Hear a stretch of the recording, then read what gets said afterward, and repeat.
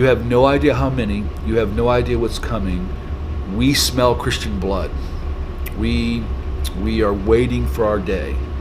And when the call is given, millions of us will be released. And they looked at me and said, you believe in revivals and you believe in Pentecost and the power of God. You believe in all that. We believe in the Black Awakening.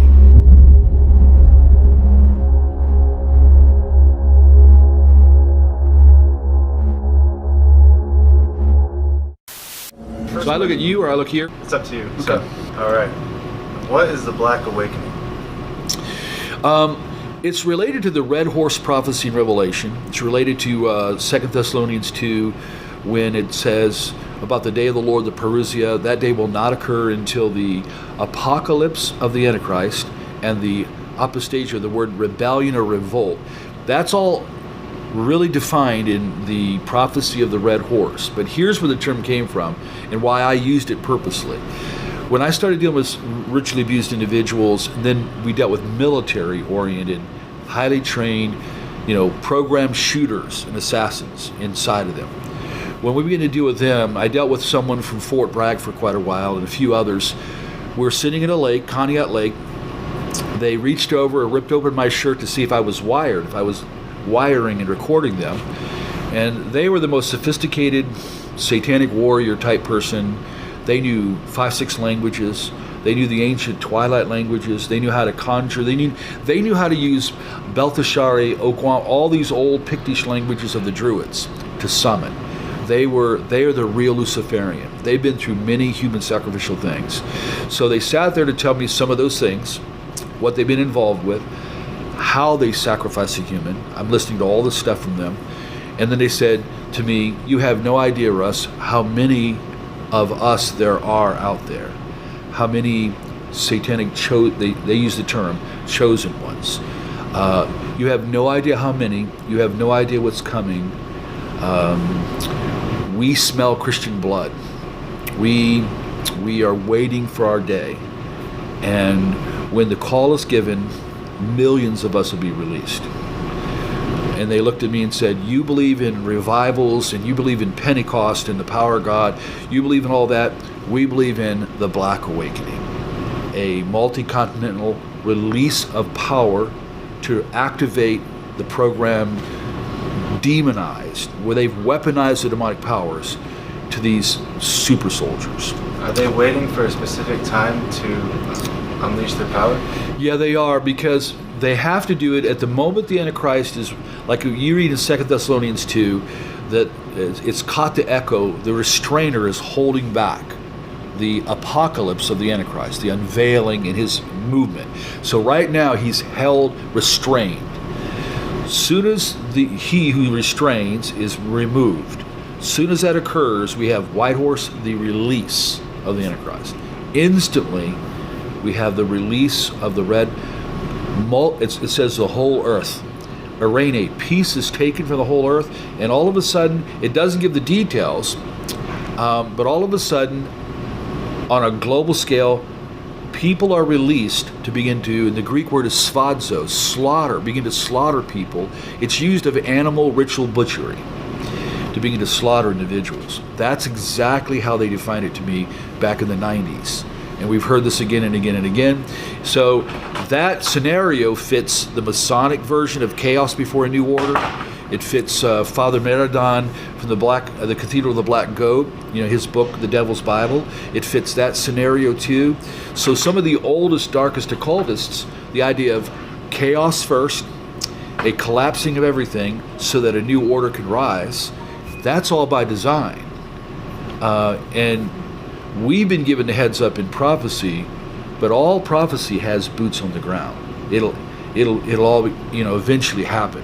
So I do believe that millions and millions of these trained, programmed, altered, demonized super soldiers, whether we want to say it or not, they believe they're being raised to help bring the Antichrist in.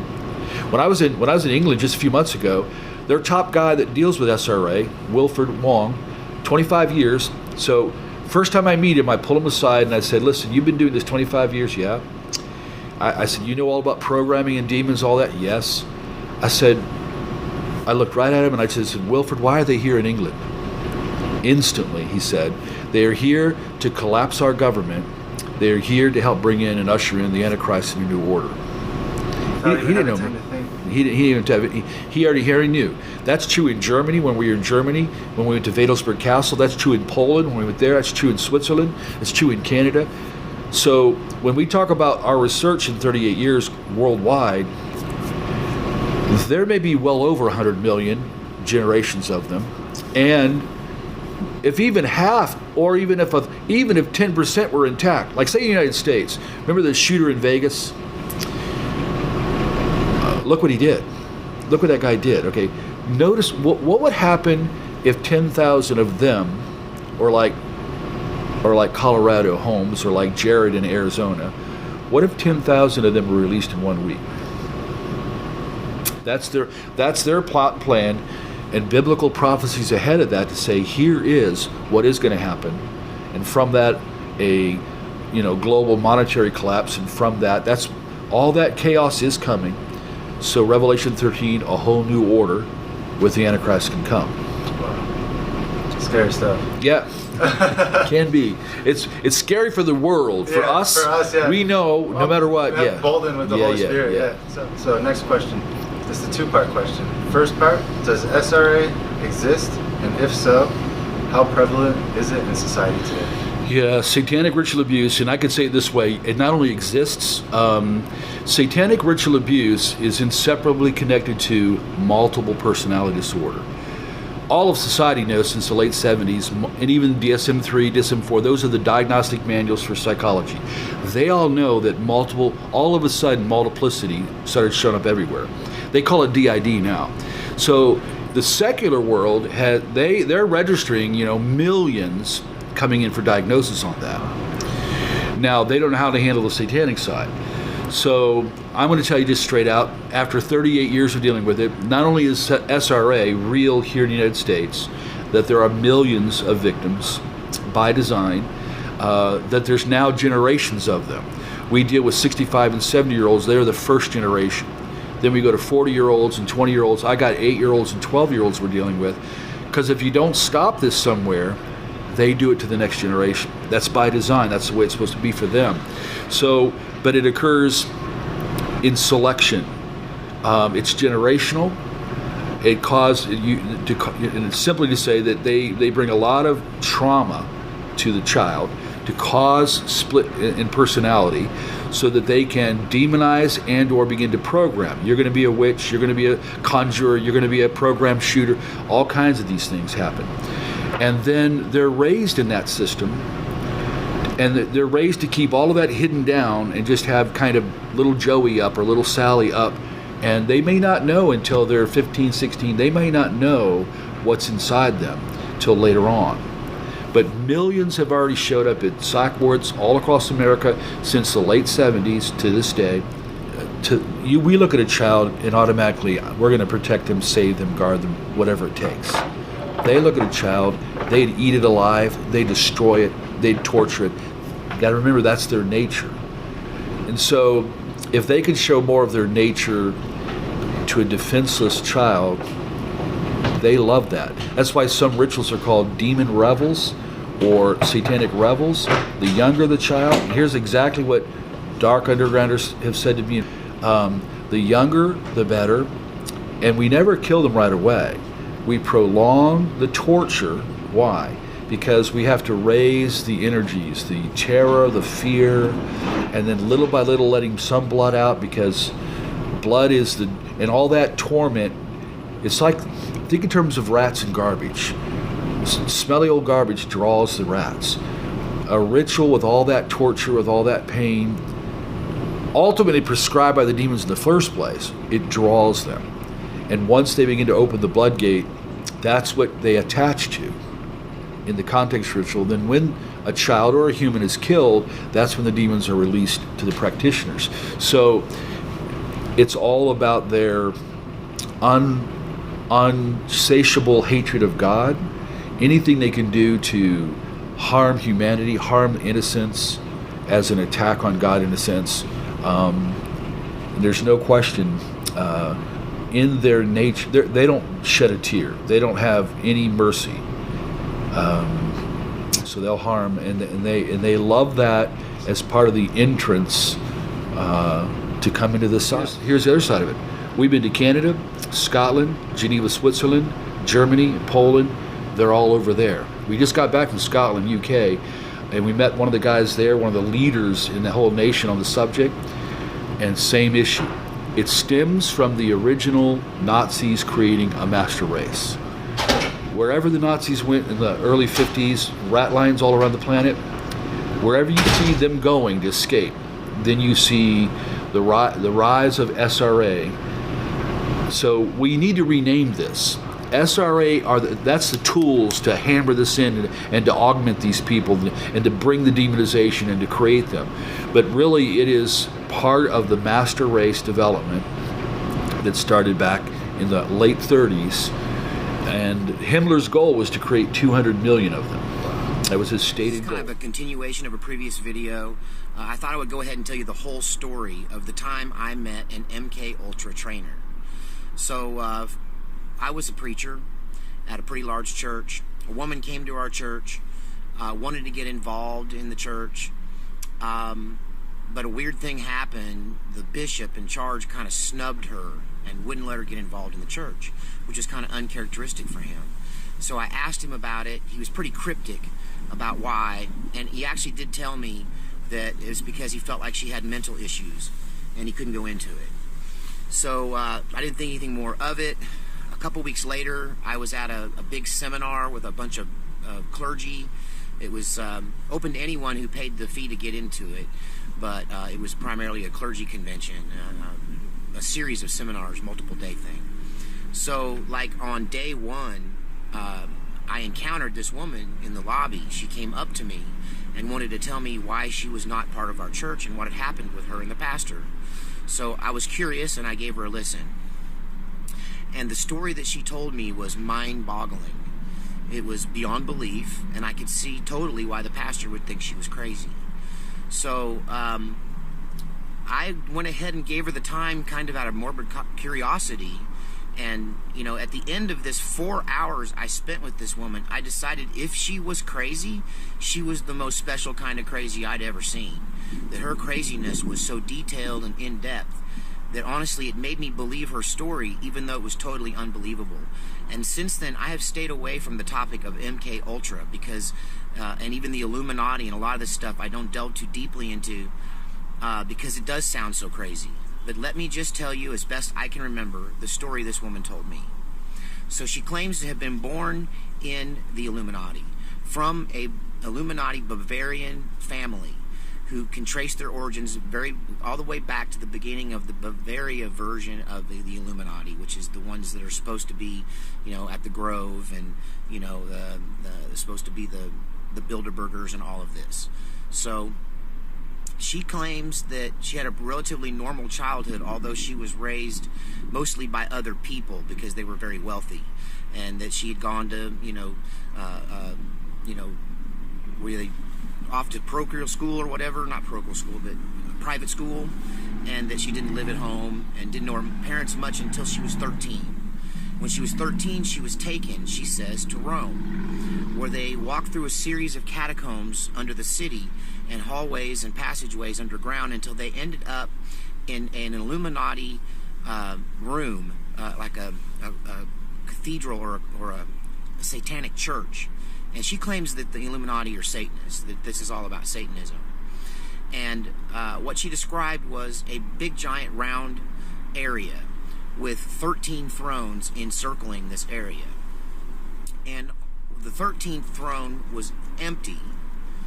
The 12th throne is where the head Illuminati member sat, and the previous 11 thrones were occupied by the dead bodies of previous heads of the Illuminati.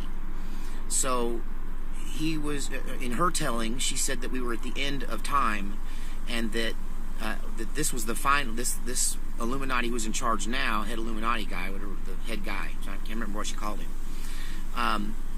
The master. She called him the master. that he was the last one before the final one who would become the Antichrist. He was going to sit in the empty 13th throne. So in this circle, she said, was a pentagram and candles, and she was laid on a ceremonial altar at the center of this. And then while everyone watched, this large group, including her family, she was raped by this, well, she gave herself willingly to this 12th master who impregnated her with her first child in that ceremony, where she lost her virginity and was impregnated. She said that she had just started her period a few months earlier, and that's why they took her there, and that when they took her there, she was fertile. So she was inseminated by this guy in this ceremony, and that her son was very special because she was the son of the master, or he was the son of the master, rather. And she was chosen because she was of a pure bloodline that went back to royalty in Bavaria. So, flash forward, she's given an arranged marriage to a slightly older man. I think she was 13 or 14 when they got married. And I don't believe they were married in the States. They were married in another country. I think it may be Germany. At any rate, her and her husband were trained and had a job in the Illuminati, and they were MK Ultra trainers. And their life was very interesting, that they would just be asleep and living this normal life, and they would get a phone call. And this phone call would give them their trigger word, because they'd been brainwashed and their personalities had been split. So during the rest of the time, this lady thought she was just a housewife, just a soccer mom. And her husband was just a guy that, worked at the police force. He was a cop. And she said that they would get this call in the middle of the night and be given a code word where they would snap out of this false persona and become the MK Ultra Illuminati trainers that they both were. They would wake their kids up, because their kids were also in this torture program, becoming MK Ultra slaves. And they would go to an undisclosed location in a rural environment underneath these giant tents, these giant white, like FEMA tents. And I asked her if this was the United States government, and she said, no, this is above the United States government. This is the people that all the governments report to. And I struggled to understand it 11 years ago. And so anyway, she says that they would then engage in torturing other candidates, and that they themselves didn't torture their own children, other people did it. But they would torture children and young adults, and they would use this torture to split their personalities and be able then to be like them. So a code word would snap them out of their fake life and back into the reality of who they were. And that these people, some of them were there against their will, were literally kidnapped and done this to on a regular basis. So at first she was in charge of torturing, and it was her job to torture other people, and I tried to probe her heart about how that made her feel, and I could see that at one time she had no conscience, but at some point she grew one. So, it bothered her now, but she admitted that it was her job then and didn't bother her a bit, that it was part of what the big picture was. So they would train these people, and when they got them to where they could turn them on and off like that, then they would start giving them weapons training, martial arts training, firearms training, and eventually she was promoted out of torture into firearms training, and she claimed to be an expert firearms expert. And being a gun guy myself, I queried her during that 4 hours, and I believe that she was very well knowledgeable, even more knowledgeable than I am about military-grade weapons. She knew a lot about automatic weapons and the various forms they come in. So, at any rate, being a curious guy and being a little scared from her story, I went straight to, okay, so what is the end game? Why are you training all these people? What do you intend to do with them? And she, in those uncertain terms, said, oh, they're going to overthrow every government on earth and create a one-world government and take over. We've been planning it for hundreds of years. And it took a long time to build the infrastructure. And we've been training around the clock. Now, keep in mind, this was 11 years ago. She said, we've been training around the clock. She said, we may only train once or twice a month, but there's somebody training somewhere every night. And that there are thousands and thousands and thousands of MK Ultra mind control slaves who are trained assassins who live amongst ordinary people and are, in fact, completely unaware most of the time of who they really are until they're woken up. And that the way I said, well, how are they going to roll this out? You know, the American people aren't going to stand for this. What about, you know, the National Guard or the veterans? And she said, they have no idea what's coming for them. When we do this, it's going to happen so fast. And I said, well, tell me how it goes. And she said, okay, here's the plan. The plan is there will be some event or series of events that will create so much chaos in the world, so much that even the police, I said, what about the police? You know, she said, the police will stay home. She said, it will be so bad that the police will say, I did not sign up for this, and they won't go. And the ones that do go will easily be taken out by our army. And I said, well, what's going to happen? I mean, are you going to be wearing American uniforms? Is this American military? And she goes, no. She says, in the middle of this chaos, in the middle of the fog of war, when everyone thinks everything's gone completely haywire, then suddenly you'll see these forces just emerge, all dressed in black, all dressed in SWAT gear. She said they will be driving, you know, all look-alike black SUVs, and they will look and sound and act very official. And they will just simply claim that they are now in charge and everyone should do as they say. They will claim that they are part of a new government that has been established for the purpose of dealing with the said situation. And that the police would either work with them or be quickly eliminated if they didn't. And that the military is not going to get involved because they follow orders and no one's going to give them an order to get involved. That order will never come. And that they will simply transfer their allegiance from the United States Army to the new world government that will emerge. And she made it sound like it could literally happen overnight. But I think I gathered from it that it was a process that would accumulate with them taking charge at some point. Just physically showing up as the guys with the guns and the cars and the official looking uniforms. And the whole thing was the creepiest encounter I ever had. And there's the whole story. And I wish I could say it was the creepiest, but it's in the top 3 creepiest stories I could tell you about this strange life I've lived. So we're going to find out more about this shooter and see if he was in fact MK Ultra.